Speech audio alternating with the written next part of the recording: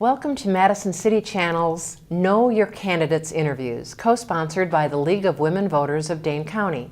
I'm your interviewer, Joy Cardin, and I'd like to introduce Amos Roe, who's running for the Madison Metropolitan School Board, Seat 5. As we begin, I'd like to give you an opening statement as to your educational, vocational, and civic experience that you have which qualifies you for this office, and why you are running for Madison Metropolitan School Board.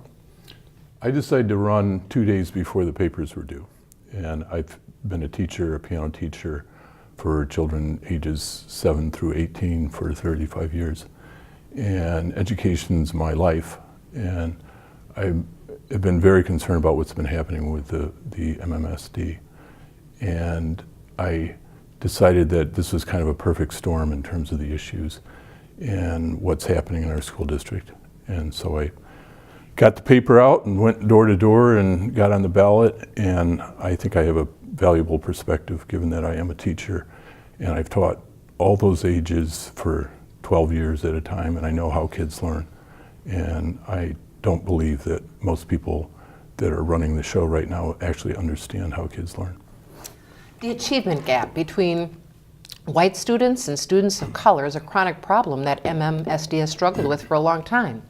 What of the superintendent's priorities for narrowing the gap do you support, and what do you believe should be the board's priorities? Well, I certainly don't agree that we should have the superintendent that we have, because the Sherman Middle School episode was an example of when you look at people on the basis of their race and not who they are in terms of either children or teachers, you end up with what we got. And I believe that the only way you can effectively connect with kids of different colors is to not look at them according to their skin color. And you look at them as individuals, you encourage them, you teach them that they can do something with themselves, but as soon as you target somebody based on the color of their skin, you've lost. So I'm totally opposed to identity politics of any kind in the school system. I think it's a terrible thing for children, and I will do everything I can to have options, which is what my basic thing is, for kids to go someplace where they aren't viewed by the color of their skin. A personalized pathways program is being implemented and promoted in the MMSD as one way to open educational opportunities for students of color and to help close the achievement gap. What do you see as the strengths and weaknesses of the program as it is currently structured? Anything that's driven from the top is not something that I support. I support all kinds of educational opportunities and things like pathways, possibly. I mean, to me, the issue is making schools available that will offer different programs like that.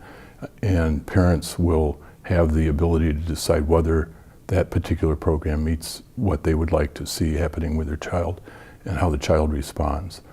So if there's a school that wants to do personalized pathways or whatever, then they should be allowed to do it. So I'm a firm supporter of vouchers in particular, and charters as well, but I think vouchers would be much more efficient in offering programs like that.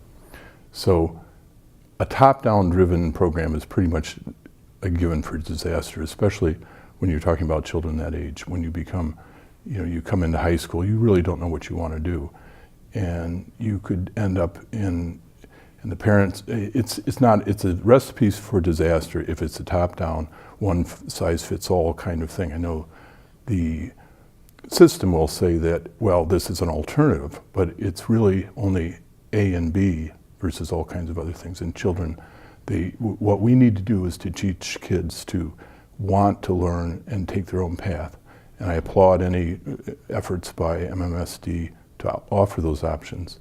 But I think as it's structured, it's just another way to push kids into either A or B.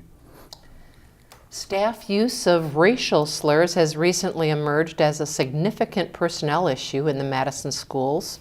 How should this issue be addressed throughout the district? Well, is this the media talking or is it reality? Because I talked to somebody that gave me that was involved in the second incident, which gave me an entirely different background on what actually happened. And so I'm sick and tired of the media taking somebody's accusation and turning it into reality. So it might have happened, it might not have, But for me, that's an issue within the individual schools. It's not something for the MMSD as a board or the media to crank into some great event and then start making poor decisions based on that. School safety is a hot button issue across the country. How do you look at the issue of school safety, and what is the board's role in addressing it?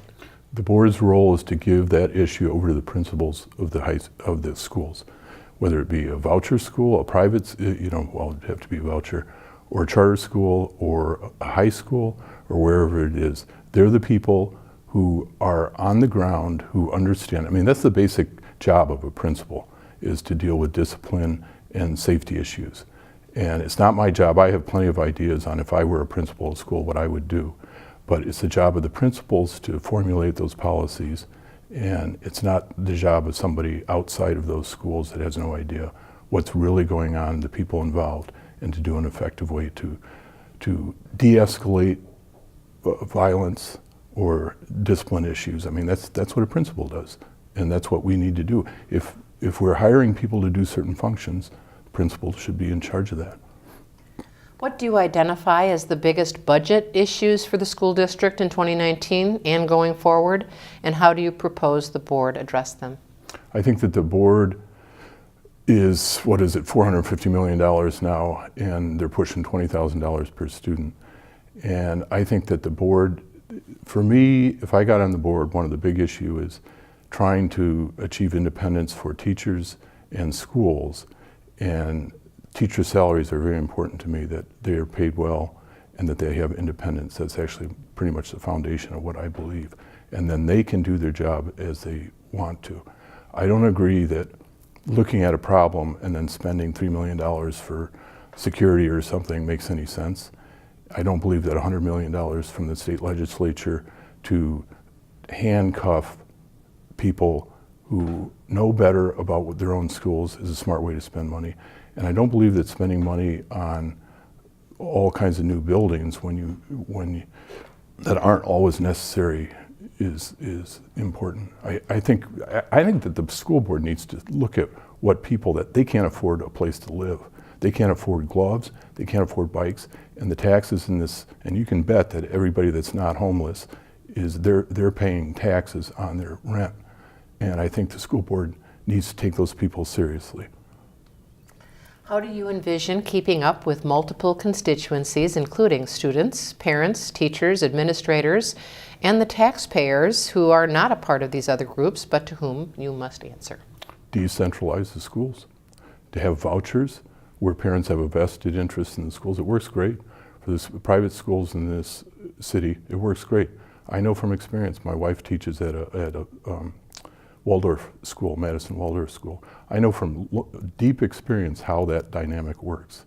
And that's the only way you're going to get that kind of involvement, is by decentralizing the system, getting rid of the orders from downtown and the Madison School Board, and giving it back to the people who are actually involved in the process. What would you like to say to the viewing audience as we complete this interview? Take my points with a little bit of attention, because I actually do have experience in teaching kids. I know how kids learn.